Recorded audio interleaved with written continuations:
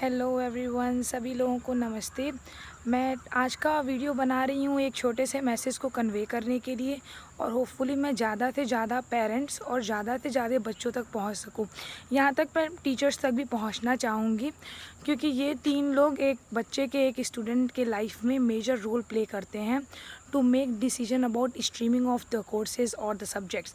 जो सब्जेक्ट्स हमें डिसाइड करने होते हैं उसमें हमारे पेरेंट्स, स्टूडेंट्स और सोसाइटी का इम्पैक्ट पड़ता है, क्योंकि पेरेंट्स को फ़र्क पड़ता है या फिर बच्चे ले लेते हैं कि समाज में कैसा लगेगा, स्पेशली अबाउट इंडियन एजुकेशन। और मैं बाहर के भी ऐसे होता है कि जब प्राइमरी, सेकेंडरी या फिर ओ लेवल्स 10th में, ए लेवल्स 12th में या फर्दर एजुकेशन के लिए हमें एक डिसीजन लेना होता है कि हमें क्या करना है, एजुकेशन में किस क्षेत्र में अपने आप को एडमिट करना है।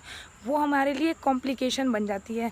तो कॉम्प्लिकेशन कैसे बनती है और हमें किस तरह से उसे सॉल्व करना चाहिए। सबसे पहले हमारे पास बहुत सारे ऑप्शंस होते हैं जो हम हमेशा निगलेक्ट कर देते हैं, इग्नोर कर देते हैं कि हमारे पास मैथ्स और साइंस दो ही ऑप्शन हैं। We have to not ignore that we have many other options जो हम देख नहीं रहे हैं। कॉमर्स हुआ या कोई अदर सब्जेक्ट हुआ, अगर आप सिर्फ मैथ्स और साइंस पे फोकस्ड हैं, या आपको इंजीनियर ही बनना है, या आपको आईआईटी ही क्वालिफाई करना है, तो आप बहुत अच्छे अपॉर्चुनिटीज़ और जिसके लिए आप रियली बने हुए हैं, आप जिसके लिए पैशनेट हैं, जिसके लिए आपके अंदर जुनून है, आप उसको खो देते हैं।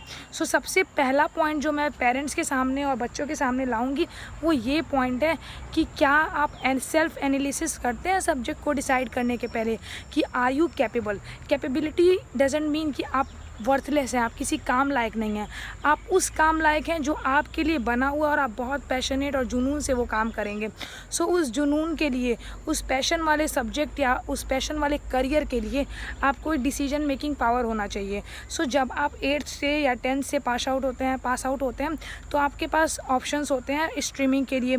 सो you don't have to stick with mathematics just because फूफा जी, अंकल जी, आंटी जी, बुआ का लड़का, बगल वाले अंकल का लड़का आईआईटी निकाला है, इसलिए मुझे भी आईआईटीएन ही बनना है। उनका लड़का 3 साल प्रैक्टिस के बाद एमबीबीएस निकाला है, इसलिए मुझे भी डॉक्टर ही बनना है। या मुझे नहीं बनना तो माँ बाप बनो बनो बनो बनो, तुम्हें बनना है। You have to get that thing, you have to become a doctor, you have to become an engineer.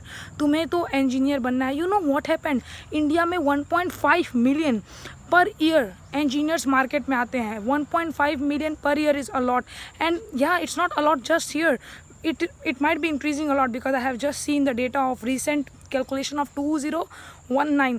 So अगर 1.5 मिलियन कुछ पार्ट से आते हैं तो कितने सारे इंजीनियर्स हम प्रोड्यूस करते हैं, बिकॉज हम कभी भी इस पे फोकस नहीं कर रहे हैं कि हमारा पैशन क्या है। हम फ्यूचर जॉब स्कोप नहीं देख रहे हैं। एक टीचर, अगर आप पैशनेट हो पढ़ाने के लिए तो you become a teacher, you go for it from since start. You don't have to jump your root from doing everything, you go round and round on the basis of saying of the world. Society के कहने पे आप सब घूमने के बाद जा करके वो बनते हैं जो आप चाहते हैं। शुरू से ही you have to do self analysis. Parents को प्रेशर बनाना छोड़ देना चाहिए। लेट योर चाइल्ड डिसाइड, बच्चे को डिसाइड करने दीजिए। सेल्फ एनालिसिस करना, अपने आप के बारे में जानना बहुत ज़रूरी है। 8th में है, 10th में है, पेन और पेपर दीजिए, बोलिए पिछला सारा नंबर नोट करे, सारे रिजल्ट को ट्रैक करे। रिजल्ट नहीं ट्रैक करता, अभी भी उसे कॉन्फिडेंस है कि वो कुछ निकाल सकता है या कुछ अलग करेगा, तो उसे बोलिए कि वो एक एक पॉइंट लिखे, उसके प्रॉस क्या हैं, उसके कॉन्स क्या हैं, क्या क्या फ़ायदे, क्या क्या नुकसान है, और उसको फ्यूचर में जो बनना है क्या वो बन पाएगा। ऐसा नहीं है कि मैथमेटिक्स लेकर के अगर उसे सीए बनना है, कुछ भी करना है, तो वो टॉपिक अपने सारे सब्जेक्ट को चेंज कर दे।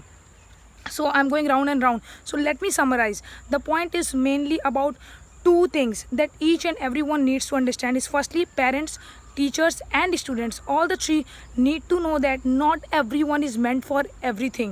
We have to decide our own field. सबके लिए एक चीज़ नहीं बनी हुई है। सबके लिए आईआईटी, सबके लिए एमबीबीएस, नीट के एग्ज़ाम्स नहीं बने हुए हैं, सबके लिए सीए नहीं बना है। जो आईआईटीएन होंगे शायद वो सीए के लिए टॉप स्टूडेंट नहीं बन सकते हैं या किसी और एग्जामिनेशन के लिए, और जो एक सीए का टॉप स्टूडेंट होगा वो शायद आईआईटीएन और नीट के जगह पे रिप्लेस नहीं कर सकता। तो no one can replace anyone's talent. So just identify your own talent. There are many other fields going in arts, going and finding out more about research, history, a lot of things जो नई countries और advanced countries are giving options to their kids. The more you grow, even after age of 12 or 13, you can decide to switch and go and decide for technical subjects. Like Singapore also have something like IT, etc. It's just about your decisions of and your passion about your subjects. So don't decide on the basis of society, don't decide on the basis of any pressure, don't be shameful of what you love. One day you will be proud of what you love.